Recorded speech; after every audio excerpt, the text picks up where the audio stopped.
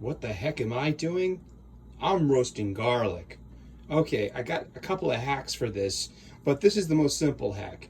In the bag of garlic that I get, it's a bag of peeled garlic. Yeah, I mean, it's a nice cheat. But they have differing sizes. So you drop them in a bowl, you shake the bowl. The little ones fall to the bottom and the big ones stay on top. Roast the big ones first. The little ones will burn before the big ones are cooked. Like this one is definitely smaller than this one, you know? And so do them in 2 batches and 1 oil. And that's part 1 of roasting garlic. All right, see, I split them into 2 batches, the tiny ones and the big ones. And I put in a proper amount of oil, and I'm gonna turn on the gas. And as you see, I'm going to turn it to the lowest possible setting, somewhere just over 0. Over 0. That might be even too much flame for me right now, but yeah, just scale back a little bit. And yeah, the lowest flame possible, and it just takes time.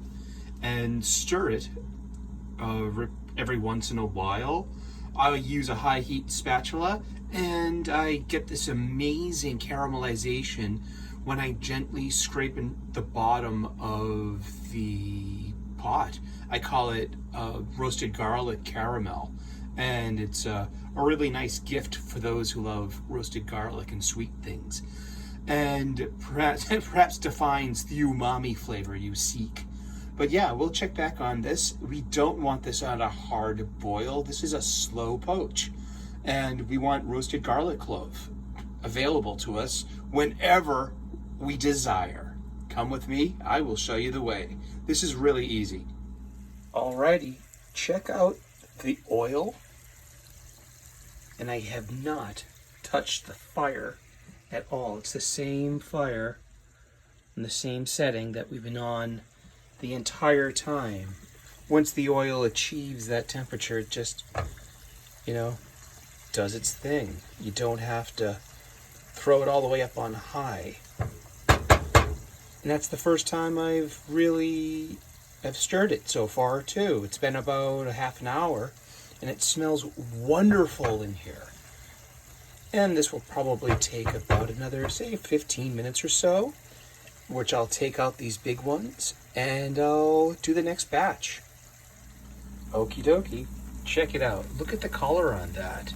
They've gone from uncooked, raw, white to beautifully roasted, delicious, sweet, golden. What am I going to do now? I'm going to take my empty bowl and a slotted spoon. Give it a little pull so you don't bring all the oil with it. And we're just gonna strain the garlic out. How do I know it's done? I can cook in my sleep. Sometimes I do. Yet you will know when it's done. We're gonna test one right after we strain it. I'll show you real quick. And just be careful. It's hot oil. This is very hot oil. It does not matter that the flame is low. And you can do this the same with the electric as well. Just don't turn it all the way up. See? And take the other ones. Add them. Yep. There we go. Those are the tiny ones. It won't take as long. That's why we split them into 2 batches. These tiny ones will overcook and become inedible and burn before the big ones are done. And let's check one of these big ones real quick. Just take your spoon and squish it. And that's that. See, it squishes. It becomes paste really quickly. We want them to stay intact, so we're not going to mess with them. And we'll come back when these are done. Awesome. All right, check it out. Nice and golden. Turn off your fire. Yep. And take your first batch and just safely marry them. There you go. Give it a stir. Ooh, and there's some of that vaunted caramel I'm talking about. I'm gently scraping the bottom of this. Ooh, we'll find it. And safely remove from the heat so it doesn't cook anymore. See, that back burner is still very hot. You move it over so there's very little to no carryover cooking. We're gonna leave it in here until it's cool enough to pour into a container, and that'll be that for roasted garlic. And there we have it.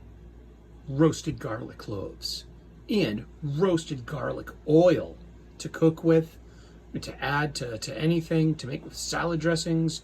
This is a great ingredient to have in your fridge, and it just adds flavor, and the vampires will not bother you. Hope you've enjoyed this one. Thanks.